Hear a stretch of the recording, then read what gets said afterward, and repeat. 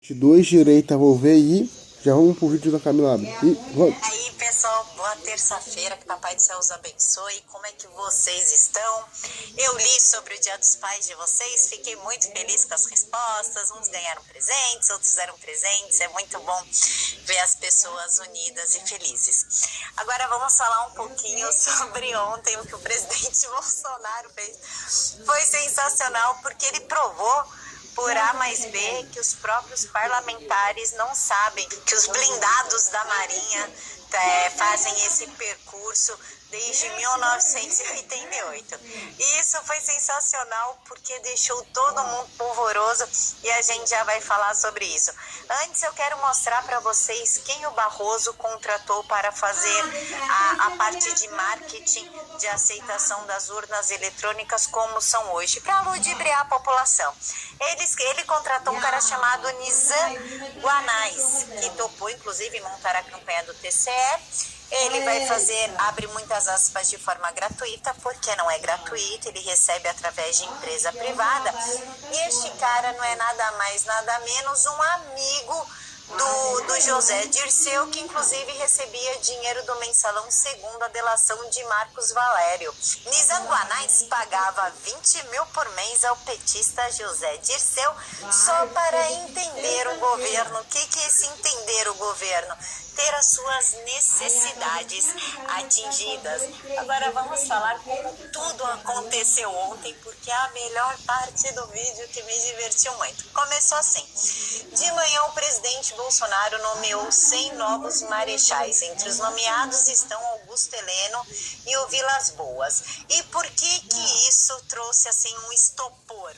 Porque, na verdade, os 100 generais do Exército que receberam a patente de marechal estava extinta desde 1967, após uma reforma orgânica. Mas esse título ainda existe e ele é atribuído a oficiais de alto escalão, os considerados heróis nacionais por liderarem tropas em conflitos bélicos. Em 1980, com a promulgação da Lei Federal, conhecida como Estatuto dos Militares, a possibilidade de um general ser nomeado a marechal voltou, mas somente em tempos de guerra. E quem disse que nós não estamos em tempos de guerra? Nós passamos aí por uma guerra biológica e agora nós estamos passando por uma guerra interna com esse desequilíbrio, com essa ruptura institucional. Então, nada mais merecido de que os generais que participaram de todo esse cenário receber a nova patente, não é mesmo? Mas logo depois começou a sair na mídia que o presidente Bolsonaro estava levando tanques para Brasília bem no dia da votação da PEC do voto impresso, que isso era uma ameaça. Inclusive o pessoal do PSOL ficou assim, polvoroso, e a Gazela Saltitante, conhecido também como Randolph Rodrigues, avisou o senhor inquilino do Palácio do Planalto: colocar tanques na rua não é demonstração de força, e sim de covardia. Chorar desse jeito no Twitter também é uma covardia colossal, viu, Randolph Rodrigues? Os tanques não são seus, pertencem à nação.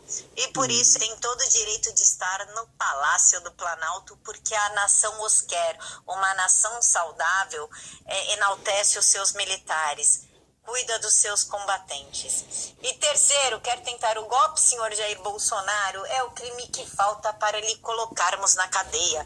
E saiu saltitante depois desse tweet. O crime eu já não sei qual é, já que desde 1988 acontece esse trajeto aí da Marinha. Inclusive o vice-presidente da Câmara, que se o Arthur Lira não abrir o olho, vai tomar uma estocada nas costas daqui a pouco, que esse cara tá babando pelo cargo de presidente da Câmara, disse que parlamento independente é mais forte que tanques nas ruas. Eu achei que parlamento independente era um parlamento que não se curvasse ao Supremo Tribunal Federal. Senhor Marcelo Ramos, quem tem medo de tanques nas ruas é bandido. Se o senhor não deve nada, não tem por que temer, não é mesmo? E o Juliano Medeiros do PSOL também ficou ali polvoroso, cheio dos tuitinhos. Atenção, a informação de que haverá uma manobra militar amanhã na esplanada dos ministérios é grave. O senhor Juliano Medeiros não conhece a história. O PSOL decidiu entrar com um mandado de segurança na Justiça do Distrito Federal para proibir qualquer presença de veículos ou tropas militares durante as votações no Congresso Nacional. Ou seja, as tropas vão, segundo o PSOL, que acha que o mundo gira em torno do umbigo paranoico deles, as tropas vão ter que desviar o caminho, ou vão ter que estacionar e esperar as beldades votarem aí a PEC do voto. Gente, como o militar apavora os ratos, né? Olha, inclusive o Estadão trouxe até um flagra da chegada de blindados da Marinha na região de Brasília. As fotos são lindas, não nego. Foi a Gabriela Biló do Estadão que fez as fotos ficaram lindas, né? Mas eles estão chegando em Brasília, como isso acontece desde 1988, é que ninguém contou para essa turma que escapou das aulas de história, deviam estar fumando alguma verdinha estragada. Mas aí chegou o presidente Bolsonaro e acalmou os ânimos da galera. Ele falou, gente, já contou uma piada, já rimos aí com o pessoal desesperado, todos enlouquecidos, querendo entrar com mandado de segurança, já arrumando as malas, vendo a possibilidade de fugir do país antes de qualquer coisa, que ele veio, através do Instagram, falar: senhor presidente do STF, Câmara Federal, Senado, TCU, TSE, STJ, TST, deputados e senadores. Como ocorre desde 1988, a nossa Marinha realiza exercícios em Formosa. Olha só, gente, aprenderam? Como a tropa vem do Rio, Brasília é passagem obrigatória. Muito me honraria sua presença amanhã na presidência, às 8h30 da manhã, onde receberei os cumprimentos da força e lhes desejarei boa sorte na missão.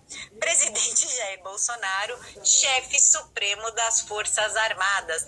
E o negócio foi tão polvoroso para eles, assim, tão dolorido, eles se incomodaram tanto com isso que o TSE correu ao Supremo para pedir que se inicie uma notícia-crime contra o presidente Bolsonaro por vazamento do inquérito sigiloso da PF. O que é engraçado é que tudo bem, o inquérito era sigiloso, ok, mas é de direito da nação saber que essas urnas têm erros, pode haver fraude. E isso incomodou tanto que eles entraram com uma notícia-crime, inclusive porque o presidente divulgou uma cópia desse inquérito, colocando aí o TSE em maus lençóis e provando que o Barroso mentiu e que na época que aconteceu as invasões, a presidente do TSE era Rosa Weber, e como uma forma de dar um cala-boca no policial federal que estava investigando, ela chamou ele para ser assessor. Ao que o Felipe Barros respondeu, porque ele está envolvido nessa notícia-crime, ele disse o seguinte: excelente momento para chamar o senhor Giuseppe Giannino, o ex-secretário da Tecnologia da Informação do TSE, por quase 2 décadas chamado de pai das urnas, para ser testemunha no processo movido pela Justiça Eleitoral contra mim e o presidente Jair Bolsonaro. Não temo investigação sobre senhas roubadas por hacker, invasão do sistema dito inviolável por meses sem ninguém perceber através de empresas terceirizadas e TREs, Tribunal Regional Eleitoral. O presidente Jair Bolsonaro e eu teremos a oportunidade de perguntar por que hackers criminosos ficaram meses atuando com senhas de servidores e ministro do TSE. É a hora de entender como o inquérito sobre as invasões de 2018 fica até hoje sem conseguir identificar os responsáveis e compreender a extensão da invasão. Quem apagou o rastro do crime. Isso sem esquecer, deputado, que o senhor Giannino, ele foi mandado embora, né? Ele foi dispensado do TSE quando houve aquela paralisação de 2020, né? Que do nada ficaram horas as urnas, a contagem de votos paralisados. Foi culpa de segundo o Barroso, claro, foi culpa de um supercomputador milionário que eles compraram sem licitação. Aí eles retiraram do TRE a autonomia de fazer a contagem dos votos, de abrir a urna, fazer a contagem, encaminhar para o TSE, foi tudo no TSE e com isso ocorreu ali um congestionamento de informação que travou tudo, né? Um dos 4, 5 meses depois, o Janino foi mandado embora. Mas, infelizmente, mesmo com inquérito, com pressão popular, com tudo isso acontecendo, o deputado Felipe, assim como o presidente Bolsonaro, acredita que o voto impresso com contagem pública não vai passar no plenário. O Arthur Lira também disse que esse assunto do voto impresso auditável chegou ao limite e que as instituições precisam ter um autocontrole, ao que o Mourão, o vice-presidente da República, disse que a partir do momento que for rejeitado, não tem mais o que fazer, vamos ter que aceitar essa realidade. Eu discordo do Mourão, eu acho que a força e a mudança e o poder de mudar estão nas mãos da população, mas nem só de notícia ruim vive o mundo político e o presidente Bolsonaro fez um projeto de lei para nos defender, porque só quem é censurado na rede social é apoiador dele, nós. Bolsonaro 22, direita ao ver. Prepara um projeto contra a censura de conservadores nas redes.